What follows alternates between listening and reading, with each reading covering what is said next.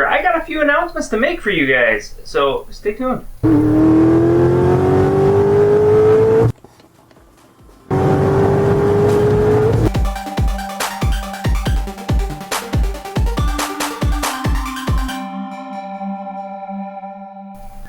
Alright, so first off, I gotta start off with the most important item at hand here. I got new shirts. Now, of course, mine's personalized, says owner on it, but you can see I got my logo front and back, and I'm going to be throwing them up on the website, so be sure to check out the link in the description below to see those shirts. They are really nice, and in fact, they're made by Matt's company. He has a channel, Demolition Ranch, Off the Ranch, Vet Ranch, several channels. I know a few of you know him because you've mentioned him in the past before, and he has a company called Bunker Branding. I actually had him make these shirts. So, make sure you check these shirts out. They're very nice. If you want to help support my channel, go ahead, hop on the website, grab yourself a shirt. Like I said, they're pretty darn nice. They're thin, but they feel like really good quality. They're a polyester cotton blend, so they're not going to shrink on you, so on and so forth. I have very, very few women's sizes because I know the majority of my audience is male, but we'll see how things go, how fast everything runs out. I have quite a few shirts overall, but I'm going to see how quick certain sizes run out before I figure out what my next order is going to be. That way I know what to order on the next order. So, with that, let's go ahead and get into a couple of quick little things I wanted to talk to you guys about. Now, you guys mentioned asking me, what do I use the lathe for, aside from making tooling like the Blom plugs, which pretty much every one of you knows about by now, these little guys here. So obviously I use it for those, and I throw them up here. I do 3 at a time. I just cut them down to true them up to make sure they're going to fit the hole properly. But I also use it for some pretty unique and odd things I'm finding. It's coming in handy for some very weird situations. So right now you can see, of all the things a guy could have on a lathe, why the hell would I have a knife on a lathe? So check it out. It's definitely a knife. I mean, there's no question about it. So I can actually pull this guy out of here. It holds it in pretty good. But you can see this is a pretty sweet looking knife, right? Well, I'm not finished with this. I'm actually making this from scratch. So, oh, that's the wrong way. There we go.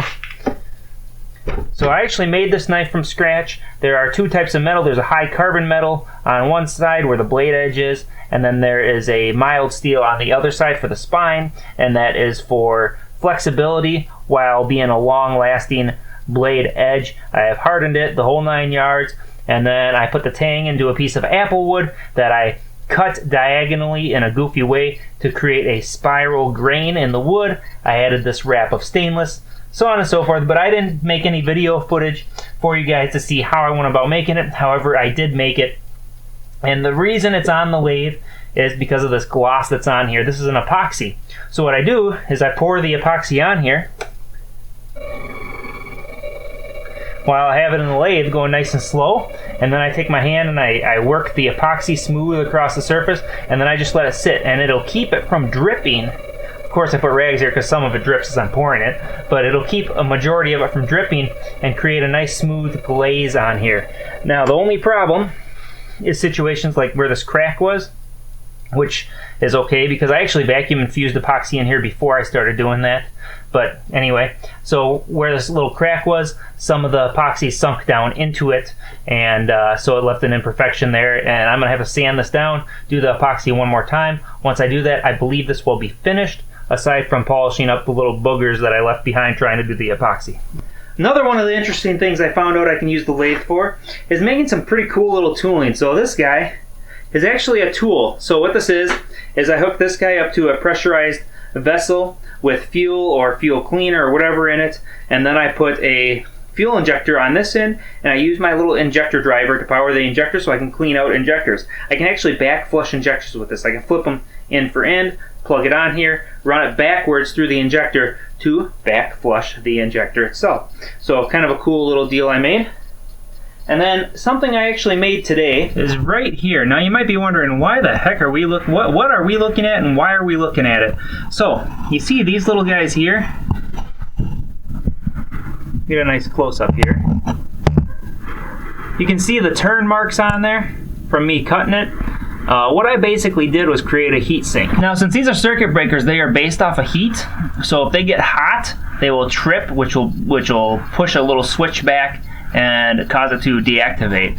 Now, this is a 50 amp breaker, an automatic breaker, and being a 50 amp breaker, I'm drawing 40 amps through this breaker, so it's getting too hot, but not hot enough to trip, but hot enough to where it's too close to tripping, and if even the slightest thing were to go wrong, it would trip, and I don't want this breaker to trip unless there's an actual short. But I don't want to fuse because I don't want to get stranded. So what I did is I just created these two little heat sinks to put on the poles. It's only those poles that are getting extremely warm. They're not, I mean, they're like, you can go like this and you can't quite hold your hand on them. But before, if you went like that on the little stud that was sticking out there, it was pretty bad news. And so that system is drawing about just shy of 40 amps, right?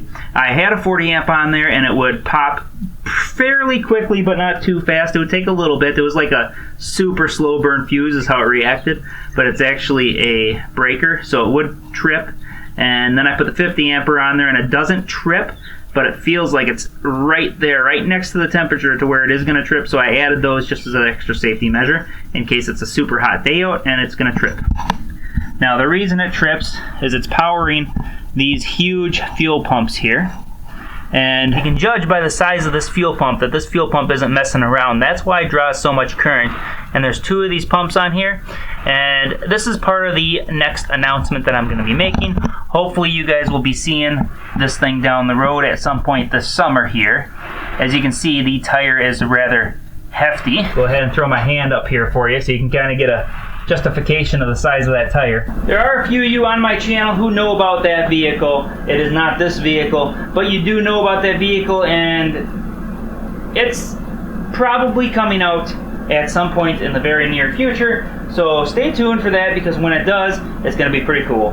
However, this vehicle is coming out very soon as well. So the reason I haven't been posting many videos, I haven't been keeping up with my weekly balance of videos like I would typically want to. I have just been that busy, because what's coming up is an event called Power Cruise. Now I have one video on this event on my channel, so if you don't know what Power Cruise is, feel free to check it out. I kind of give a gist of all the different things that you're doing, and then I do a few driving, but it's a lot of driving in cars like this to cars like little racers that really don't have anything, to stock turds. I don't know why people even bring those, but they do.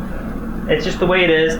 But it's basically a fun cruise that you get to go on. This car is going to be there, and then I have another Corvette outside that is most likely, hopefully, maybe going to be there. It depends on what happens with the differential that I need to repair on it. But I want to give you guys a heads up. This video is also going to be coming as far as what I did to this car. And I'm in the middle of the project right now, but this video is going to be postponed for quite some time. Along with many videos I have sitting on the back burner, because I have to prepare for this Power Cruise event, and this is one of the cars that needs to be ready for that event. So be sure to check out that video of mine, throw a link above for that video, because it's pretty cool to see what that event is all about if you're unaware of it. It is only done, as far as I understand, in the US. It's only done in Minnesota at BIR, Brainerd International Raceway. And it's an Australian group of people. They actually come from Australia to Minnesota to host this event at Brainerd International Raceway. Now, the Australians, they have their Power Cruise as well, but they do it a bit differently.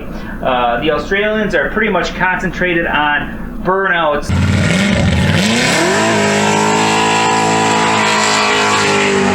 and rolling burnouts and crazy driving burnouts, just tire smoke and tire destruction everywhere. Whereas here in the US, we really like our horsepower.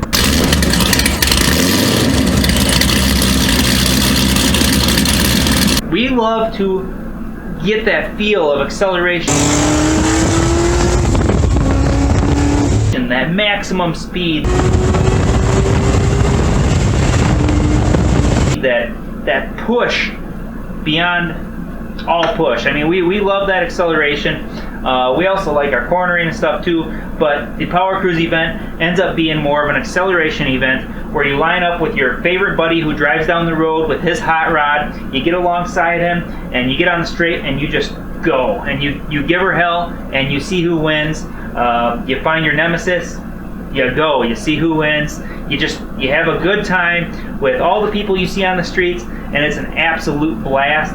There's even some out-of-states people that come up just for this event, but there's not very many yet. They are starting to come up in popularity, but the event is always full, always fun, and just an absolute blast to do. I love going. I do tend to get stuck working a lot because of the cars that I have out, but it's worth it. I still love going.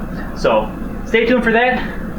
And like, share, subscribe. And as always, hope to see you on the next video. Thanks for joining me for my announcements. I'm going to get back to working on this car in the meantime. And checking this coolant leak that's supposed to be there that isn't. And just got done putting the torque tube in, so that's the next video. Well, enough rambling. I'll catch you on the next one.